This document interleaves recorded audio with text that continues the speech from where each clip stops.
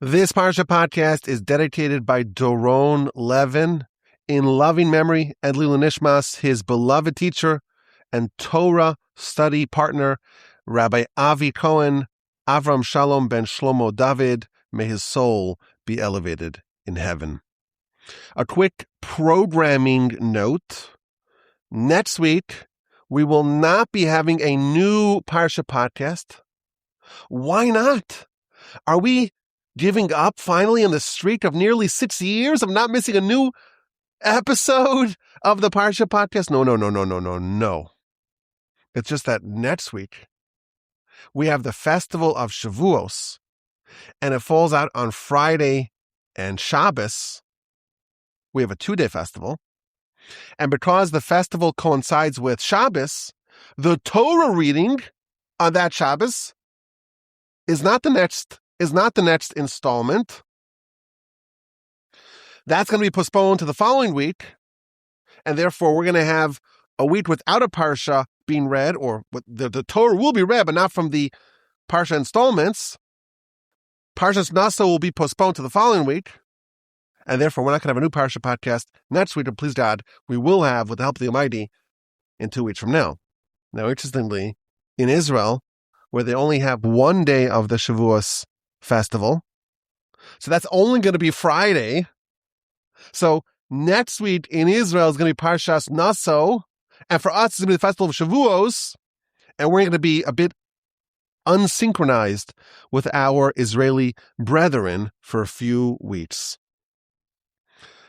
It's a happy day. We have a new book, the Book of Bamidbar, the Book of Numbers. And it starts off with a time step. Vaydaber shel Moshe, God spoke to Moshe, Bamidbar Sinai, in the wilderness of Sinai, Be'oel Moed, in the tent of meeting, Be'echad lachodesh hasheni, on the first of the second month of the second year of the Exodus. This is the first day of the second month of the second year, so it's a little bit more than a year, 1 year and 15 days since the Exodus. Okay, and what does God command Moshe to do? Count the entire congregation of Israel to their families, to the house of their fathers, with the number of names, every male according to their skulls.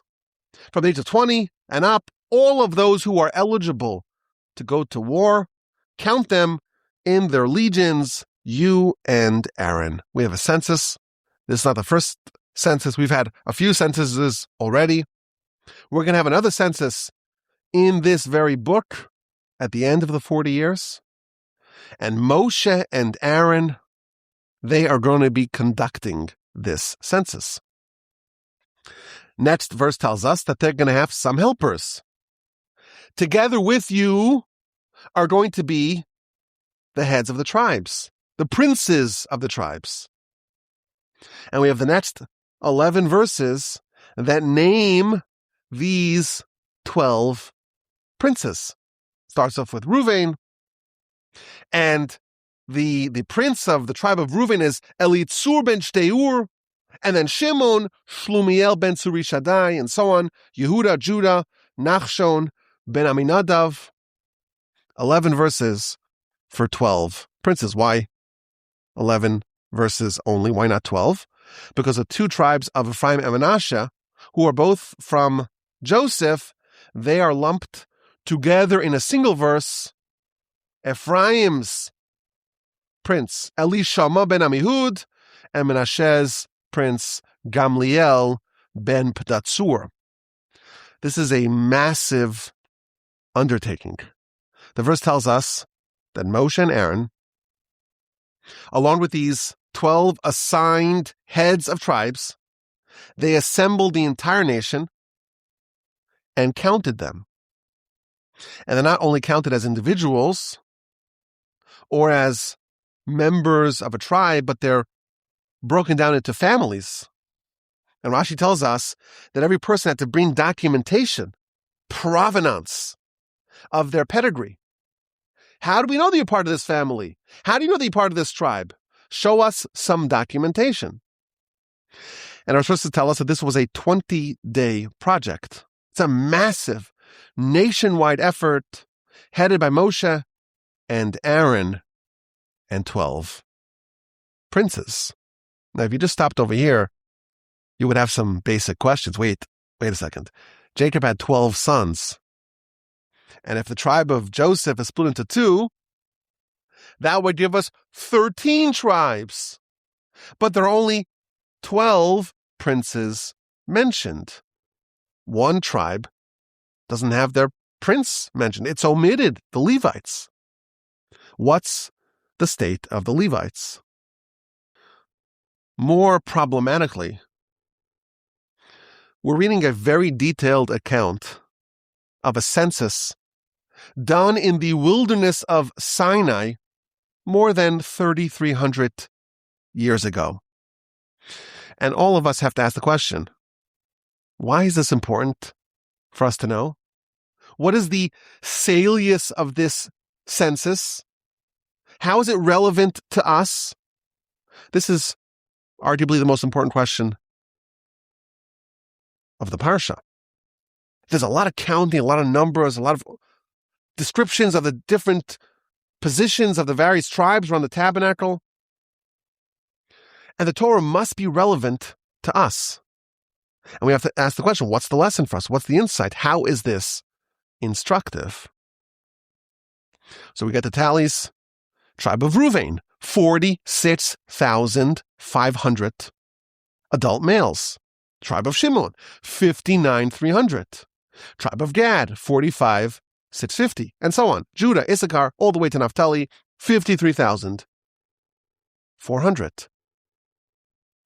And then in the 46th verse of our Parsha, of our book, we have the final tally.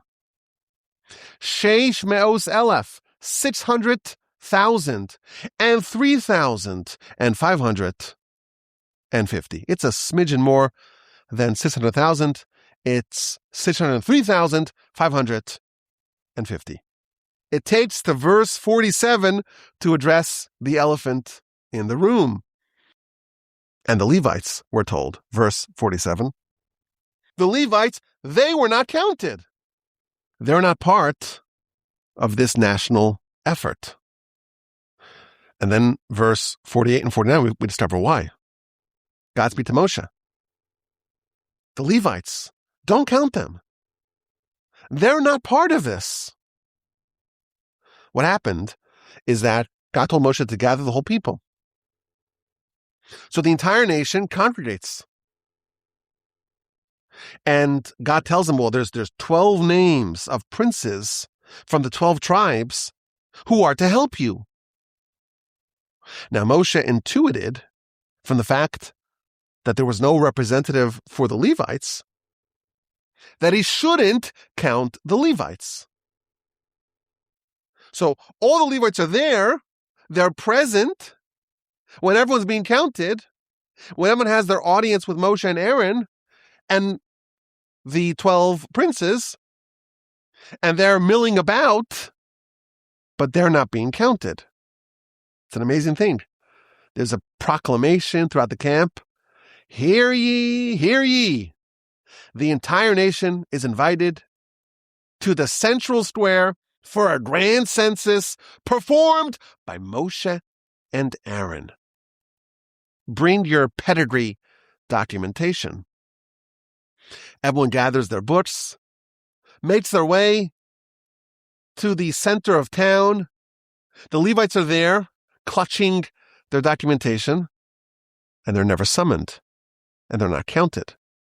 They're all dressed up and nowhere to go. And God tells Moshe, you can't count the Levites amongst the rest of the Israelites. You'll count them separately. It's imperative that they are separated. Why aren't the Levites included with the rest of the nation? So you open up the comment of Rashi, you find two explanations that are quite interesting and maybe even a bit baffling. The first thing Rashi tells us is that, well, the Levites, they're the legion of God, and they have to be counted separately. That's what Rashi tells us. Now, what does it mean that the Levites are the legion of God? Aren't all members of this glorious nation part of the legion of God? Wasn't that the plan at Sinai? Everyone's going to be part of this kingdom of priests and a holy nation? What does it mean that the Levites are in a class of their own? They, to the exclusion of all the other Israelites, they are considered the legion of God. In every other area, the Levites were like everyone else. Everyone had manna. There wasn't like a special diet for the Levites. Everyone drank water from the rock. Like everyone else, the Levites enjoyed that. Everyone studied Torah with Moshe. Everyone was at Sinai all together. In every other area, the Levites were indistinguishable from the rest of the Israelites. But suddenly we have a census, and yet you have to segregate them. You cannot include the Levites. What's the deeper message? But Rashi continues. Rashi says something utterly, downright baffling. Alternatively, God foresaw that every Israelite who was included in this national census would be condemned to die in the wilderness and to never make it to the land. There's something about the census that condemned all the people who were part of the census to die in the wilderness and to not enter the Holy Land. And therefore, God wanted to exclude the Levites from the census because they're his people. They're the legion of God. They cannot be part of the census. A very complicated idea Rashi is telling us. Now, we know that the nation, when they left Egypt, they were under the impression that the entrance to the land is imminent. They spent about a year at Sinai, and then it was time to travel, and the destination was Canaan. But what happened? They decided to send spies, 12 righteous men, the spies, go explore, reconnoiter the land to find the best way to conquer it. And it was a disaster, an unmitigated fiasco, a debacle, a catastrophic, cataclysmic disaster. 2 spies were righteous, Joshua and Caleb. But the other 10, they give a damning report. We'll all be slaughtered. The defenses are so formidable. The people are so mighty. We felt like grasshoppers. And the people lost it. And their hearts were weakened. And they lost the resolve. Let's go back to Egypt. And as a result of this terrible sin, the sin of the spies, God condemned the nation to spend 40 years in the wilderness, 1 year for every day of the spies' 40-day expedition in the land. Moreover, all adult males, all of those Israelites that were included in the census in our Parsha, with the exception of Joshua and Caleb, they were all condemned to die in the wilderness. Only their descendants will enter the land. That's the background. And somehow Rashi tells us this is connected to the census. The Levites can't be part of the census. Because if they are part of the census, they'll perish in the wilderness. That's what Rashi tells us. Now the problem is there's a gaping logical flaw in what Rashi is telling us. Why did the people die in the wilderness? Why were they condemned to not enter the land? Because they were complicit in the sin of the spies. Joshua and Caleb, they were part of the census. And they didn't perish in the wilderness. Correlation does not equal causation. You know that. What is this idea? Oh, we can't include the Levites in the census because if they're counted with the rest of the brethren, they're going to die in the wilderness. That's not the reason why people died in the wilderness. They died in the wilderness because they participated in the sin of the spies. There ought to be no connection between complicity in the sin of the spies and the national census. But Rashi is telling us that there is some connection. If you're part of this census, it's almost inevitable that you're going to be complicit in the sin of the spies. And consequently, you're going to perish in the wilderness. And if the Levites were included in the census, they too would have fallen prey to the sin of the spies. There's obviously something very profound happening over here. There's something really deep about this census and what it denotes. But that's chapter 1. We have the census, 46 verses to arrive at the final tally of all the Israelites. The Levites weren't counted. Verse 47. Oh, and the Levites mustn't be counted. Chapter 2 lays out the encampments of the people, how the various tribes were positioned in the camp. There's 4 groups of 3 tribes apiece, encamped to the east, to the south, to the west, and to the north. And in the center is the various Levite families surrounding and guarding the tabernacle. And each one of these quadrants, they had their flags. There was the flag of Judah, and that had a lion on it.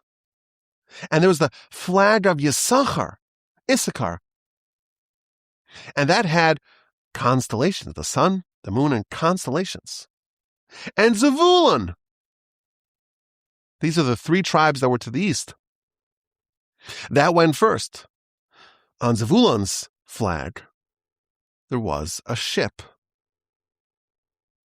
And Reuven and Shimon and Gad, who were to the south, they had an image of a jasmine, or dudaim, whatever that is, those items that Reuven found way back in Parshas Vayetze.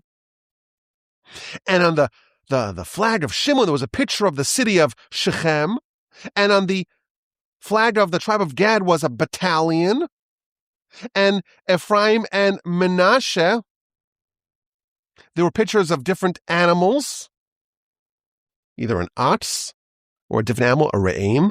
I'm not sure if we know exactly what animal that was. And Benjamin, there was a wolf on the flag of Benjamin, and Dan's flag had a serpent, and Asher's flag had an olive tree. And on the flag of Naphtali was a doe. That's what we're told in the Midrash. What's the idea of the flags and the different orientation of the different tribes and different groups of tribes? So we find something very interesting. The flags, it goes all the way back to the Sinai revelation. You see, says the Midrash, when God opened up the heavens, tore open the heavens, there were myriads of angels. And the angels had flags. Yes, that's right. The angels had flags. Says the Midrash, the people, they saw the flags. They coveted, desired the flags. And they begged, they beseeched to have flags of their own like these angels. And God assented to their request. And that's why God told Moshe, make flags for the nation as they requested. All sorts of questions. Like, what's special about the flags? Why do angels have flags? Why is the nation so desirous of flags? These are fundamental questions that we need to answer. And of course, underlying it all, the subtext of all the questions is, what's the lesson for us? And there's the layout of the camp and how the nation traveled, how they decamped. It was a precise sequencing. To the east of the tabernacle, you have the tribes of Judah with his bannermen, Yisachar, Issachar, and Zevulun. And then to the south was Reuven, Shimon, and Gad, and they traveled first and second, respectively. And after these 6 tribes, it was time to unpack, disassemble the tabernacle and the Levites. At the epicenter of the camp, they would travel. Every Levite knew exactly which part of the tabernacle they were in charge of carrying, and they would be the third tranche to move. Then came the tribe of Ephraim to the west, together with his bannermen, Manasseh and Benjamin. And finally, to the north, the last to go, Dan, together with his bannermen, Asher, and Naphtali. You finish chapter 2, and it's 34 verses, and all the questions that we raised previously can be raised again. Lots of details, different tribes, different flags, different orientation, different sequence of traveling, and none of it pertinent to us at all, apparently. But of course it is, as we shall discover. And then chapter 3. It orients around the Levites finally.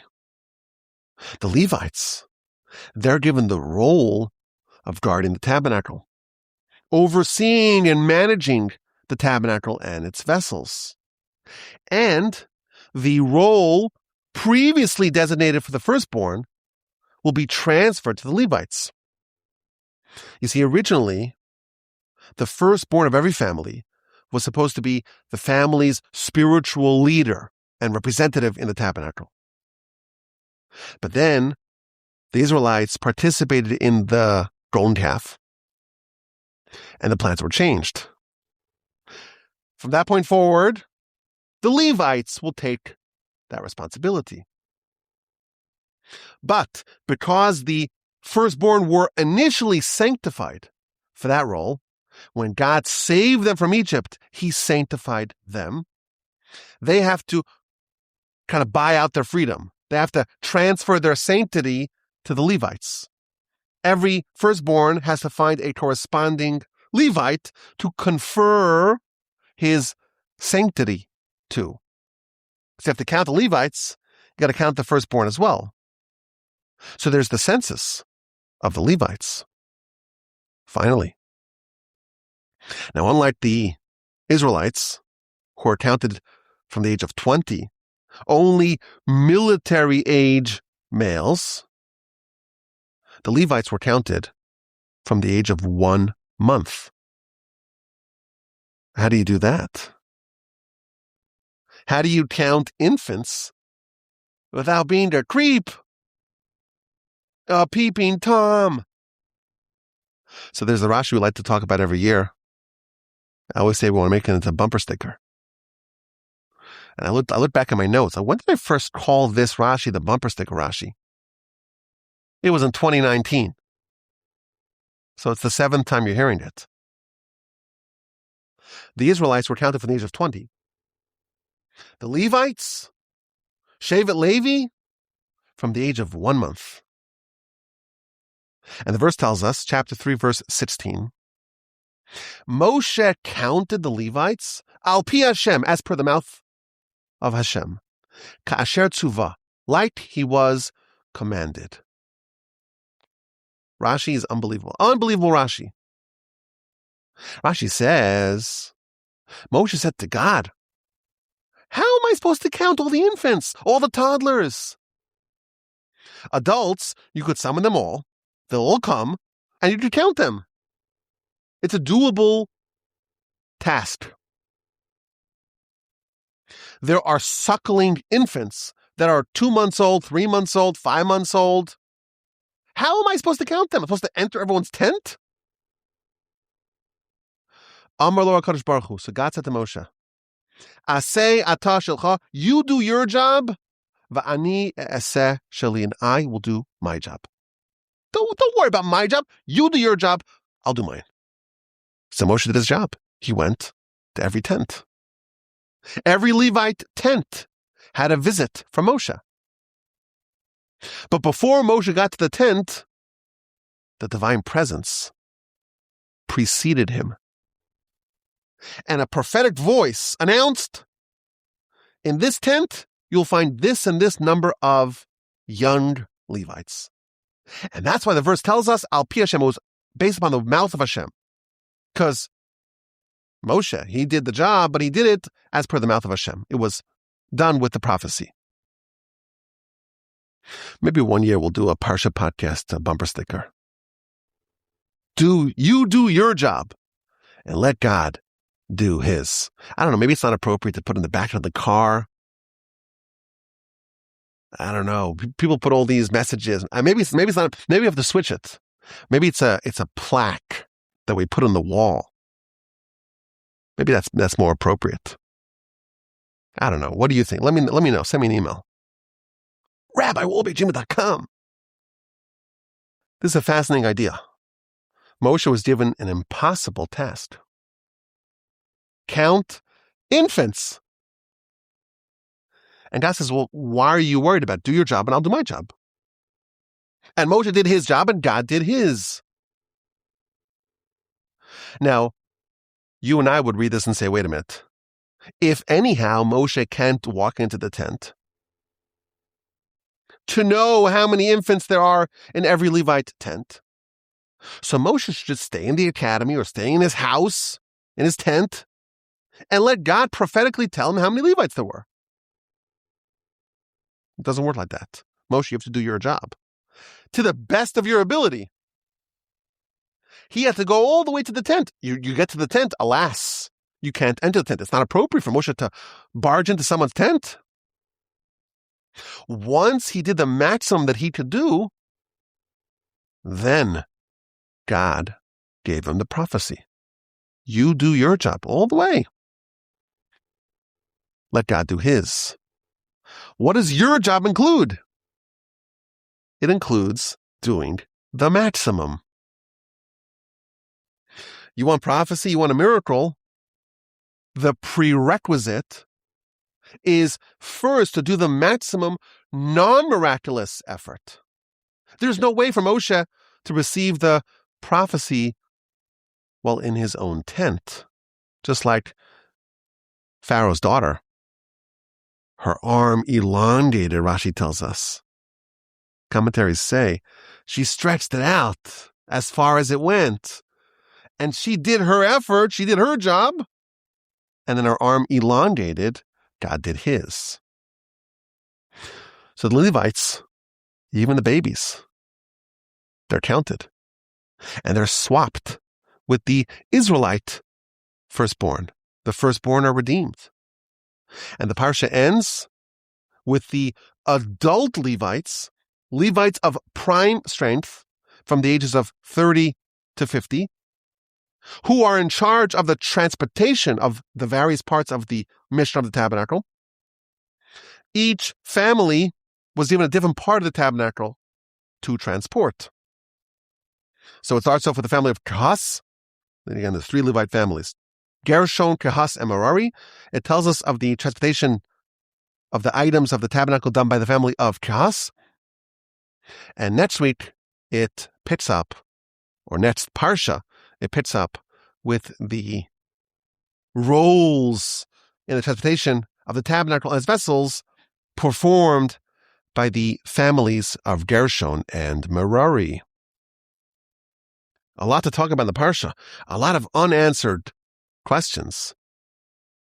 Join me for a stroll backstage. If this entire Parsha was omitted, what would we not know? What are we learning in this Parsha? Some have observed that since the nation received the Torah at Sinai, Parshas Yisro, basically every week has at least one mitzvah that's an eternal mitzvah. And the weeks that don't have are bunched together with weeks that do have, like Vayakal and Pekudei, and so on. Chukas and Balak. Bamidbar, there's no mitzvah in Parsha Bamidbar that is fulfillable, is applicable today. So if the entire Parsha was just omitted, not possible, of course, but what won't we know? It can't be that the Torah is telling us just ancient history. Why is it so important for us to know about this census performed by Moshe and Aaron and the heads of the tribes? Why is it important for us to know the Levites? Oh, they can't be part. They're part of the legion of God. We don't want them to fall prey to the sin of the spies. They're separate.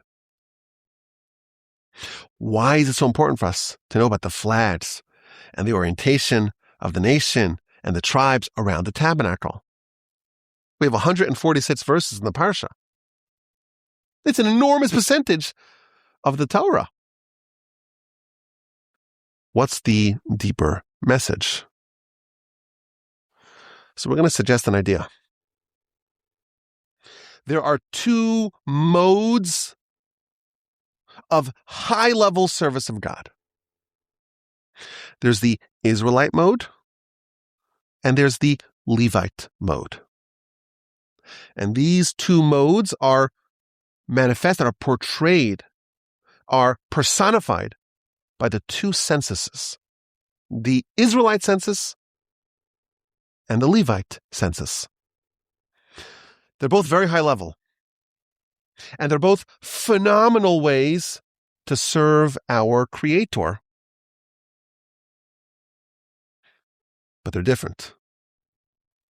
And there's a particular vulnerability in the Israelite mode of divine service of God that left them exposed to the ravages of the sin of the spies. First things first. We have censuses in the United States. You have to know the people you have. You have to know how many seats are allocated in the Congress, how many potential warriors you have to go to war. The census is clearly not some sort of bureaucratic formality.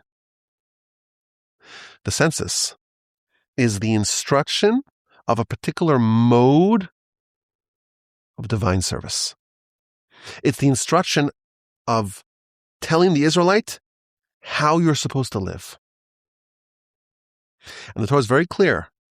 The Levites, they have a different approach than the ordinary Israelite. The Ramban writes that this was done, well, the Torah tells us this was done by Moshe and Aaron. It's the nation's king and the high priest, together with the heads of the tribes. The Ramban writes, he describes it. It's an audience with Moshe and Aaron. You imagine every citizen of His Royal Highness having an audience with the king? I don't know who would be the equivalent of the high priest. I don't know, the Pope? God forbid. Nothing similar between these two. Obviously. As we say, lahavdil. But the president, right? The president and the Speaker of the House for us Americans.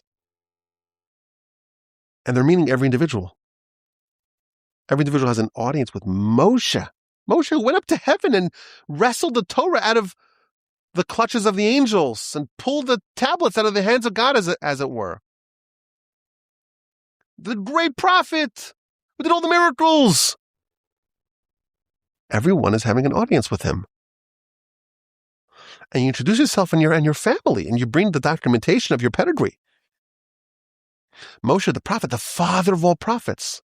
Aaron, the Holy One of God. This interaction was absolutely life-changing for every individual. This would be the absolute highlight of a person's life. A one-on-one, a meeting with Moshe and Aaron. And the Ramban writes that Moshe and Aaron would pray for them and for their family. And forever and ever and ever, those people's descendants would have blessing from this prayer and this blessing of Moshe and Aaron. My grandfather, of blessed memory, he added a profound insight to what was happening over here. We know that the Torah means instruction. The word Torah means instruction. It's the instructions for living. How to live an elevated life.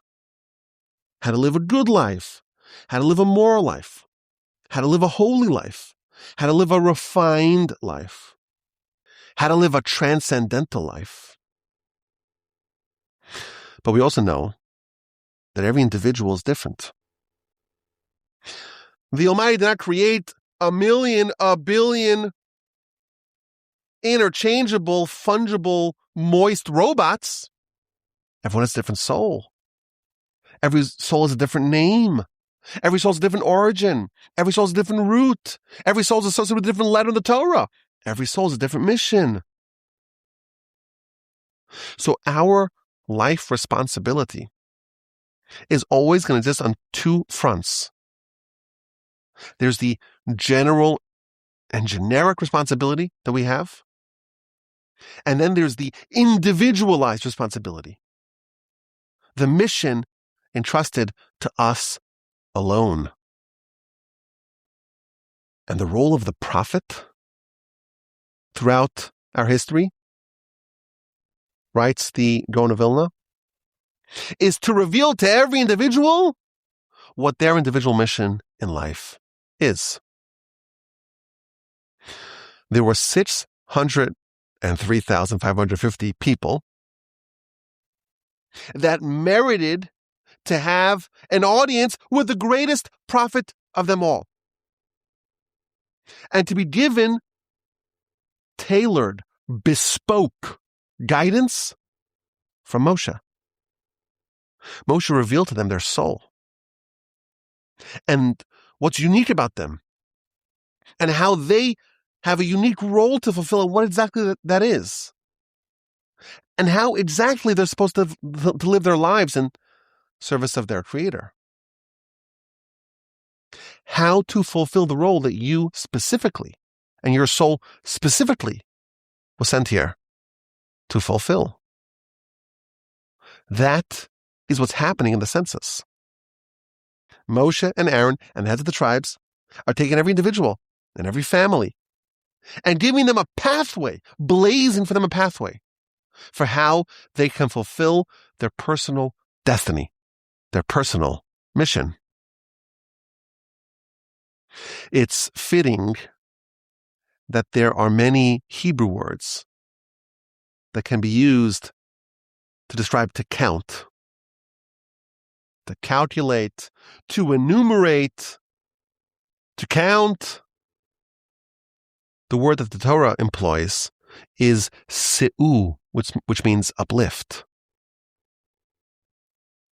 The nation was not counted like undifferentiated sheep. They were uplifted. They were transformed. The Midrash adds a fascinating point. Way back in Genesis, we read about Joseph and his cellmates, and they had dreams, and Joseph interpreted those dreams. The cupbearer, the butler, you're going to be reinstated in 3 days' time. Bad news for you, baker. In 3 days, your head will be removed from your body.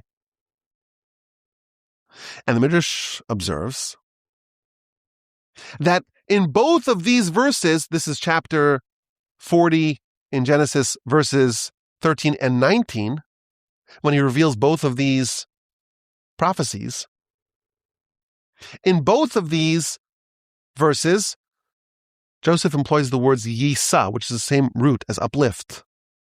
Su'u, sa, means to lift up. The butler, the cupbearer, is told, you will be uplifted. You'll be reinstated. The baker is told, you will be uplifted. Your head will be uplifted from your body. The butler was restored to prominence. He was uplifted. And the baker had his head uplifted from the rest of his body. Says the Midrash, that's the census. If you're part of this census, you could be uplifted. Or you could be decapitated. You see, says the Midrash, with the exception of Joshua and Caleb, everyone included in the census ultimately perished in the wilderness due to the sin of the spies. This is the same idea we saw in Rashi. There's something about this census that can lead to decapitation. There's some sort of vulnerability, as it were, in the census of the Israelites that can lead to the sin of the spies. And that's why it's imperative that the Levites are not counted amongst the rest of their brethren. Here's the secret.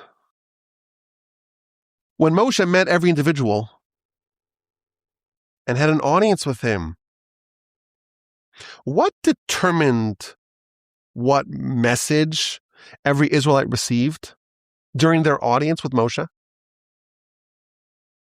Everyone's different, right? And everyone's service of God, their individual, bespoke service of God is different. But what separates one person's mission from another? Why isn't everyone given the same mission? Of course, the answer is obvious. Because everyone's different. Everyone has different strengths and different abilities, different aptitudes. And therefore, because you have this ability, you have to use this in service of God. That's your mission. And you have a different ability, a different set of skills. You have to use that in service of God. So Moshe revealed to every individual their soul, their particular talents and strengths and skills and gifts, and guided them for how to use that in the service of God Almighty. Maybe the best version of this is the cupbearer. You imagine that the cupbearer was well trained. He went to butler school. He probably had a dozen years of schooling in the art of being Pharaoh's butler. He was the greatest butler of them all. And what was he doing? He was serving the king in the particular way that he was well suited for. He already had a long career as Pharaoh's butler, as Pharaoh's cupbearer. This is the skills that he had, the skills that he developed. This is the role that he was born to do. And this is the best representation of the Israelite census. The butler, he was serving the king. The census uplifted an individual by giving him the responsibility of servicing King with a capital K. Almighty God. What's your role to play? Every individual was given an audience with Moshe, and Moshe revealed to them what the particular gift of their soul is and how they can use that in service of God. This is all the census of chapter 1. Every individual of every family, of every tribe is me with Moshe and being told what they need to do to serve their Creator. And chapter 2 begins with flags. Oh, the angels, they had flags. That's what the nation saw at Sinai. And the nation was very desirous of flags as well. And the flags, they had colors, and the colors matched the tribe's stone in the high priest's breastplate. And each flag had a symbol that highlighted the character or the nature of that particular tribe. Now, Judah was like a lion. He was the king. So he had a lion. That signified his bravery. Judah, he embodied this quality. Oh, and Yisachar, they had the sun and the moon and the stars because they were astronomers. They were the experts in knowing how to calculate the precise timing of the new moon and how to intercalate the calendars. That was their great skill. Oh, and Zvulun, his primary attribute was commerce. That's what Jacob blessed him with. He's going to dwell by the seashore. He's going to be a haven for ships. Oh, and on his flag, there's a picture of a ship. And so on. Shimon, there was the city of Shechem. Why? Because he embodied brotherhood. And he endangered everything to go save his sister. Each flag symbolized what each tribe excelled at, what natural strengths the tribe had to contribute towards the collective national goal. The angels, they also have flags. Angels are not fungible, interchangeable entities. Each angel is unique. Each angel is different. Each angel serves a different role in God's retinue. That's what's symbolized by the flags. The heavens parted at Sinai, and the nation saw the angels with flags. What does that mean? They weren't just like waving flags, like it's the World Cup or NASCAR. NASCAR. The angels, everyone knew exactly what they need to do. There was no uncertainty. There was clarity with the angels. We want clarity too, the nation says. Give us a flag. Give us direction. The nation coveted the astonishing clarity that the angels, that they had in knowing exactly what they were created for, precisely what they needed to do in their service of God. So there's a certain symmetry here. Chapter 1 is the individual mission of every individual, and chapter 2 is the tribal mission of every tribe. But both of them are only for Israelites. Levites cannot have any part of that. They are the legion of God. If they were part of the general census, they would be vulnerable to the sin of the spies. What does it mean to be part of the legion of God? What is this second mode of divine service? The Levite mode. The way the Levites approach their service of God is different from how the rest of the Israelites do it. An Israelite wants to do what's expected of them. You try to find a prophet. You try to find your flag. You try to find someone who can tell you what your strengths are, what your soul is, what you need to do.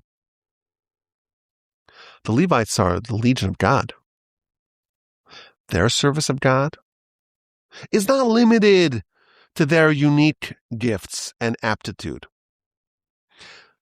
The Levite service of God is not limited to their particular root soul, to their particular character orientation. What is the innate strength that I have, and how can I use that to serve my Creator? Levites are always ready to enlist, to support whatever cause is needed to advance the agenda of God at any time. All the missions, all of them, are their missions.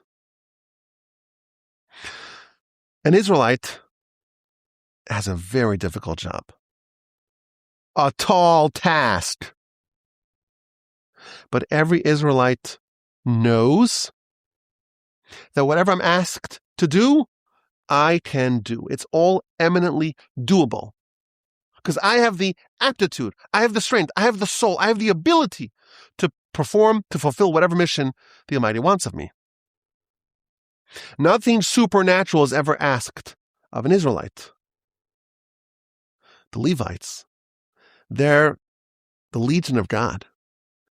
They transcend their own nature. Their commitment to fulfill the will of God, that is true even when the mission falls outside the bounds of their natural ability, of their natural aptitude. Moshe summons the entire nation. Who's there? Everyone. But he was given only 12 names. So he intuits not to count the Levites, but the Levites are there. So you have an unusual thing. The Levites are present. Everyone's being counted. And the Levites are there, just milling about. It seems important that the Levites be present for the Israelite census, but to not be partaking in it. And the reason is because the Israelite census is about all the different Israelite missions. There's the Reuven mission, the Shimon mission, the Judah mission, and so on, the Issachar mission, the Zvulun mission, the Dan, the Asher, the Naphtali, the Ephraim and Manasseh, and so on. A whole variety of different missions. And that's, of course, on a tribal level. Every individual, there's 600,000 and 603,550 different missions. The Levites have to be there. Not because they're going to receive their own individual limited mission, but because they have to know everything that's being told over here is also for you, because you're part of the Legion of God. And the Legion of God means that the answer is yes, always. That's what it means to be a Levite. If the flags of the Israelites made them like angels, perfectly knowing exactly what to do to fulfill the will of God, the Levites are even higher. They're doing things that are not employing their God-given gifts in the service of God. All the missions of all the peoples, of all the tribes, whatever it is, everything is also the responsibility of the Levites. But what if I can't do it? It's impossible. Welcome to Levitehood, young Levite. What it means is there are impossible missions and you do it anyhow. And you know what? There's an impossible mission given to a Levite in our Parsha. Say someone is given an impossible task, like counting all infant Levites. It's impossible. We'll do it anyhow. And the Levite does it. You do your job. Let God do his. That's the banner. That's the plaque. That's the mission statement of the Levites. But it's impossible. I know it's impossible. Do your job. Let God do his. Your mission is everything. But your aptitude is not everything, is limited. You still do it if you're a Levite. You do as much as you can. And then God will do the rest. The Israelites were endowed with angel-like clarity. Understand your makeup. Understand your mission. Understand your great talents that you were endowed with. The Levites, they superseded the angels. They're the Legion of God. They're above and beyond their abilities. Whatever is needed. Whatever mission, there's 603,550 individual missions, 12 tribal missions. All that is absorbed by the Levites. But I wasn't created to do it. Well, you're a Levite. Do your job. Let God do his. The census, this is not some dry head count. This is conveying life missions. And the Levites and the Israelites are given different categories of missions. And the Levites have to be present for the Israelite missions because everything that you hear, all that's on you. It's not yours to the exclusion of other things. You can't say, well, I'm the astronomer. Don't bring me any other problems. No, every problem is yours. You're part of the Legion of God. But you can't be included in the Israelite census because there's a susceptibility to be vulnerable to the sin of the spies. Only the Legion of God, who embrace the impossible on God's behalf, only they can overcome the sin of the spies. You see, the spies, they were tasked with determining the conquerability of the land. And they did their job well. The land's formidable. The defenses are impregnable. We can't do it. That was 100% factual.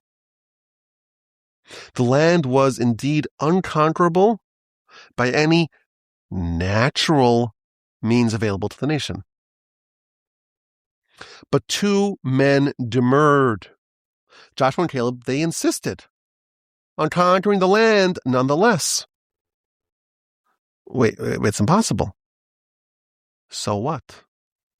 Even though it's impossible, let's forge ahead nonetheless. Yes, it's impossible. It's as impossible as climbing to the heavens. Let's do it anyhow. If we do our job, God will do his. We'll carve up the Canaanites like bread. Joshua and Caleb were honorary Levites. It's a profound lesson. You read the Parsha with the unsophisticated look. Lots of numbers. People call it numbers. Bamidbar, it's the Book of Bamidbar. They say numbers. Oh, numbers. I'm bad at math. I'm bad at numbers. You see it with the Midrash and the commentaries. You see profound life lessons. We have a mission. There's a general mission, and there's an individual mission. It's a tribal mission as well.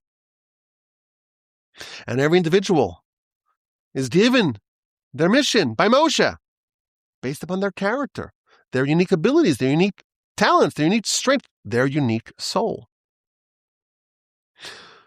And then chapter 2, it's the tribes. Every tribe is given a collective tribal mission based upon their tribe's unique character, the unique origin, the founder of the tribe, the unique strengths of members of this tribe. This is how the Israelites work. The Levites, they're the Legion of God. They operate differently.